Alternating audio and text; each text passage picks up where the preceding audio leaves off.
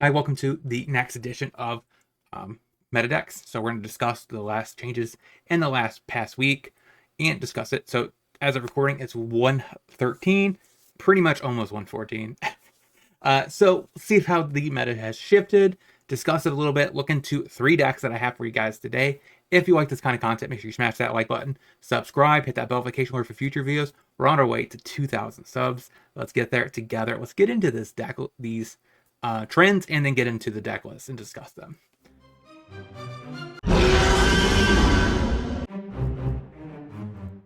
So Rakdos Demons has been a slight on the dip and a slight modification going down to the Prowess deck. So why has this occurred? It appears it's because of the fact that Niv Mizzet has been on the upward trend. That is the reason why Demons is a little bit worse overall. But besides that, also we have a red deck wins that's getting a little bit of traction, plus Coco and is it Phoenix. Now, looking at the last few challenge results, we're going to talk about a deck in a little bit that has put up solid win rates or solid performances, top 8s in those particular in those particular challenges. So it looks like Incarnation's on the dip, while Niv is on the increase. So those are typically your 2 decks that are very much favored into Demons. So it's most likely because of the fact that Niv probably has a better matchup into Prowess versus something like Incarnation, which typically, 3-drop, it kind of taps out. So if it really can't answer, if it has to tap out for an Overlord, it probably is going to lose most of the time. Green Devotion's on the increase with Group Prowess, which actually is a Tarka red. So we're getting a lot more different aggro decks coming up into the top echelon of the format. Well, something like Jund Sacrifice is also on the increase. Now, so you could argue that Niv Mizzet is kind of like a mid-range pile, but it's basically, it goes over the top of mid-range, but it has a lot of answers like mid-range. And it has card advantage like mid-range. So it's kind of weird, but it definitely goes, it's like a step between a mid-range pile and a ramp deck. It's like in between those 2 piles are concepts, because it does go over the top, like I said, of Demons consistently, and Prowess, so it makes sense that Demons, I don't know how far they're going to drop, right? Right now it's at 20%, so I'm assuming this actually would have required in the past 2 weeks that Demons actually took a huge dump this week, right? In meta share performances. And the reason why I say that is because of the fact that over 2 week span, last week we knew Rakdos Demons was staying around 25%. So to take a 5% shift over 1 week, that would tell me that this week the challenges, it really wasn't a part of it. So I mean, I guess that would still mean that there was probably a reasonable amount in the top 32, but probably way less than before. So 148 instances. I'm curious what it was last week. I feel like it was around the same number, but Prowess, so these 2 decks are definitely like double the meta percentages of everything else. Like I said, that is a positive change. The other positive thing, the reason why I think Rakdos is going to be a little bit more on the hit side, is that it's a deck we're going to be talking about that supposedly has a reasonable favorable matchup into Rakdos Demons. The fact that I think is it Phoenix, I would assume, has probably adjusted its deck a little bit to get back into the fight. Some people have been saying bounce spells are actually reasonable against Rakdos Demons when it comes to the Phoenix aspect, because you can't really Lava Axe it, or Lightning Axe it. Not Lava. Oh my gosh. Lava Axe is the bad 5-drop. So yeah, you can't really 5 damage it, because it is a 6/6. So definitely could do something like Fading Hope. That could definitely be a card to push Phoenix back into the mix. Because really all it cares about is getting through the demon. Besides that, like I said, Prowess on the dip, Niv on the increase. Coco, I would imagine, is on the increase. For what reason? So I'm not sure what shift it could take. It's probably really good into Phoenix, but Phoenix has recently been on the increase. So you're not going to be preparing for a Phoenix matchup when you know Demons and Prowess are about 34% of the meta together. So it would be not wise to go down that path. I mean, because unless Coco has a very good Niv Mizzet matchup, and you're expecting Niv to be on the increase because of the Demons, so I'm not 100% sure there why that would be on the increase. I get why, like Phoenix just has the same players. If you're a Phoenix player, you're probably going to be always be a Phoenix player. It's just like a pet deck, a really good pet deck. It's really good. But I am curious about Devotion here. So Devotion was getting pushed down in the meta because it really had a poor Rakdos Prowess matchup. So it being on the increase also probably goes align with what I was just applying to Selesnya Company. I'm assuming green has a reasonable or a solid matchup into Niv. It can apply pressure very quick, and for the most part, target removal probably is not going to slow it down fast enough. So it probably goes over the top faster over Niv than most other decks, just because of the fact that on turn 3 or 4 is typically when it combos off. So I would assume that's the reason why it's on the increase. It also has a good Demons matchup. Maybe even Company too. So that maybe is a good valid reason. Plus I would say it's about close to being a even matchup into spread against Phoenix. Of course it loses to Prowess. Red deck wins and Gruul Prowess, which is a Tarka. So it does have some very poor win rates at the top. But it also is really good against Azorius Control, which is on the increase too. Like I said, it is a little interesting. Like a lot of the shifts down here aren't really as relevant. Poor Azorius humans have just collapsed. Is it creativity a little bit? So it's like kind of around the 0.8% to 1, like this mid tier. Like they're kind of just like going up and down a little bit, very based on what's good. I'm not sure if there's anything to be worried about if this trend keeps occurring.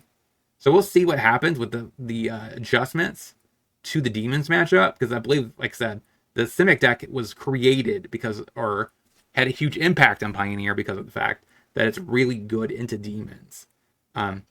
So I'm curious how that deck actually stacks against Prowess. If you actually know the matchup there, let me know in the comment section, and we can discuss that as well, because I am curious to see how the Simic deck stacks into Prowess. Oculus is really good, but Prowess is very fast. And I wonder how it stacks into Company, because it also plays Company. So let's go ahead and just dive right into that deck. Through PayPal, I'm offering for $20 play your deck through League. I also give you an article about how to improve the list, and as well as some sideboard guides in very particular matchups. If you want to check out, the link is in the description. Now, let's get back into the video. So the deck that's been going around has been getting a bunch of 5-0s, putting up a first place in a challenge, and putting up some top 8s. This deck plays Augur, a Bolus plus Flange plus Thunder Trap Trainer. So that's like they're all kind of similar. They all dig. Trainer and Bolus don't fill up the yard, which is a little sus. But we have Denial to protect her against her Oculus. Actually, does this deck win by any other card? So people say this deck is good into Demons, but I'm not buying it. The deck actually looks quite horrendous into Niv. Because of the fact that, for one, we only have one win con in this deck, and that is just Oculus. Yeah, we have Traverse and Bushwhack, pretty solid cards for the 1-drop. Make sure we hit our land drops, make sure we just keep curving out while filling up the yard. Delirium seems kind of hard to do. You have creature, you have sorcery, instant, land. That's not going to be the easiest Delirium to turn on. But overall, like I said, this deck looks like it actually just kind of struggles. We don't have any creature land, so that's not really an option either. Fading Hope, like I said, that's mainly for Demons. So you could go ahead and bounce, of course, the 6/6. Tyvar Stand, pretty relevant, yeah, to protect our threat against Fatal Push and other kind of removals like that. But Satyr, Trainer, Archaeologist, and Bolus. Kind of sad, though, that we also have a Flux, yeah. I'm not really sure that would be the better one to hit with it. Yeah, I'm not really sure about Essence Flux. I think I still would rather Slip Out the Back. Overall, I think Slip Out the Back is a better card.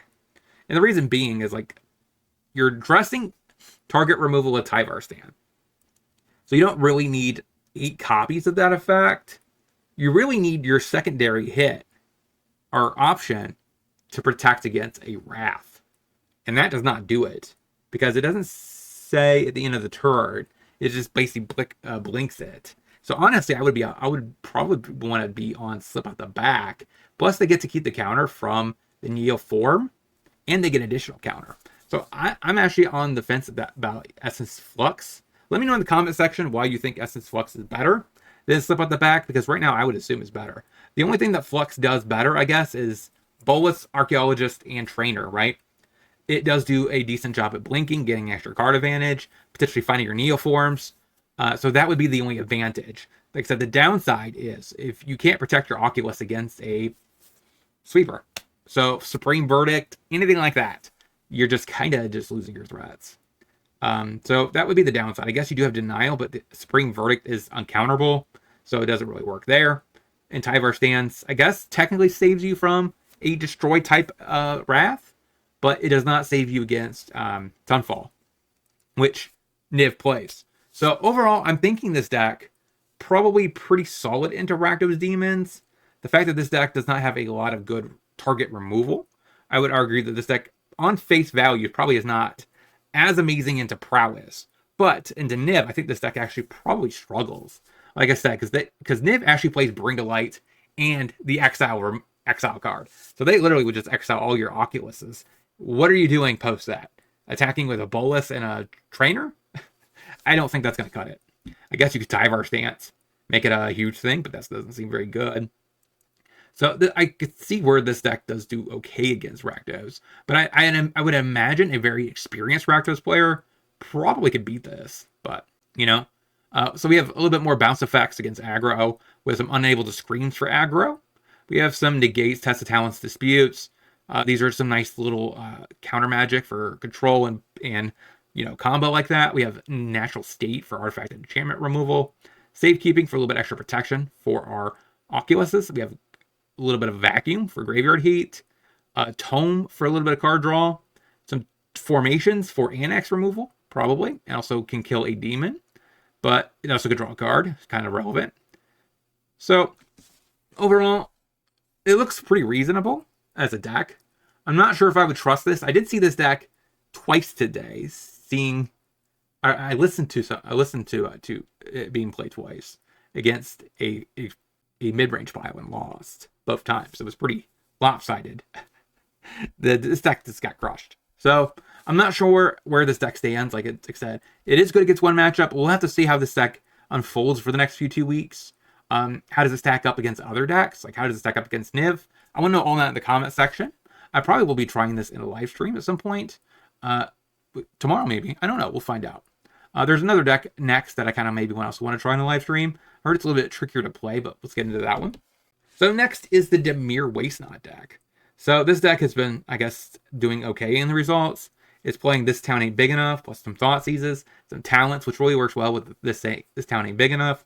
A Liliana the Veil, it's kind of nice. You could minus it, make them sack something, bounce your Lily, and that seems reasonable. You also have Nightmare to work with your fear and your This Town Ain't Big Enough. You have nowhere to run to help stop Tyvar's Last Stand. So that's kind of nice. We have some Fatal Pushes. And overall, like we have some Nightmares. So we have a decent amount of discard on turn 1. 8 copies, and actually 1 to rest too.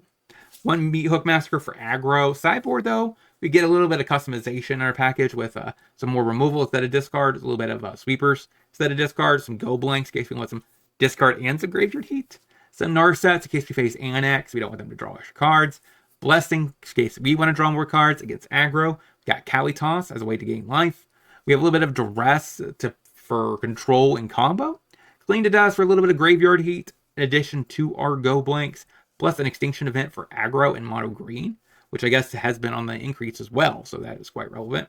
So overall, this deck seems like it would be pretty interesting. It's a nice addition, I think, to add the This Town Ain't Big Enough package. I don't really ever think you would bounce your Waste-Not unless it's actually getting targeted. But for the most part, you do have Nightmare to bounce, Talent to bounce, and Nowhere to Run to bounce. So those are your primary bounce type effects. You could also play Shieldred in the deck, but I don't think Shieldred's is so very good in this deck. We have one more deck to cover. Let's dive into that one. I am now offering Patreon and Locals content exclusive. It includes sideboard guides, budget guides, exclusive videos, as well as other types of content. If you want to check out the link, is in the description. Now, let's get back into the video. So the last deck we have to cover is a Selesnya. life gain. So, kind of nice. Soul Sisters. We have 4 elves. We have 4 Luminarch veterans. We have some Torsana Moon Dancers, 3 of those. 1 Innkeeper, 2 Innkeepers. 4 Endurances, pretty good card for card advantage. Gains life, really relevant. Voice of the best ever effect like this. So if you ever want to play a Soul Sisters deck, this is definitely one of the best options you have. We have Collected Company, makes a lot of sense. Case of Uneaten Feast as a nice way to gain a little bit of life, like a Soul Sister, plus it could just get back some of your more important creatures. Get Lost, decent removal spell. Skyclave Appetizers, a solid removal spell on a body. And Valkyrie, the additional copy, I guess, of a Soul Sister for 3 mana that also happens to give you a little bit of a bonus if you gain enough life. So this looks pretty reasonable. I'm still not necessarily sold that, playing Innkeepers or Elves are worth it over the Rabbit Soul Sisters. So, I mean, I don't know. It kind of seems like it's kind of reducing your Soul Sistery-ness to try to, for one, play a 2-drop instead of a 1-drop. I get it's a ramp spell, but to get you to Coco, which actually I guess makes it a little bit better instead of a 1-drop. But I guess Elves also kind of help you get to Coco, which is really, I guess, the main advantage and reason why you're playing Elves. And I guess 4 Elves is not that much in regards to having those horrible Cocos where you find an Elf off the top. But sideboard, though, we have some portable holes for aggro, Get Lost, for control for Planeswalkers, also mid-range for decent-sized threats. Shaper Sanctuary for a little bit of protection against target removal. 2 Rest in Peace for Phoenix and Fang. 2 Aven Interrupted for control and stuff like that. So we can counter their potential sweepers and reset them. So maybe we can do help with that.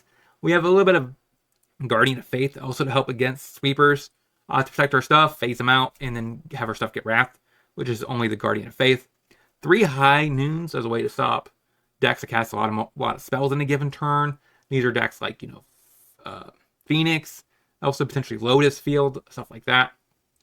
Plus, it could help against aggro if you really wanted to, but you're probably already favored there. You don't really necessarily care about reducing them to 1 spell per turn. But overall, the deck looks like it would be pretty solid overall.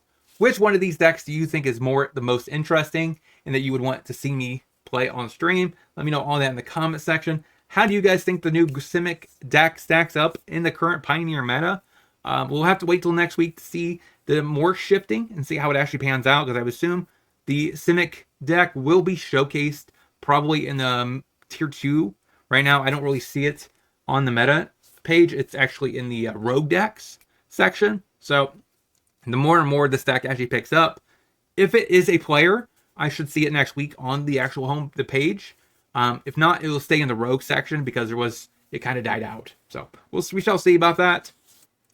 And until next time, hope you guys have a great rest of your day. Don't forget to like, comment, subscribe before you head out that door. And go check out the ECG channel. It's additional content from me. I will be starting series like playing all the meta decks from the most played down. Also playing standard decks and bringing them into Pioneer and see how they stack up against Pioneer decks. Upgraded, of course, not as is. That would be really bad. Just to see if how you could take your standard deck and bring it over here and make it optimal.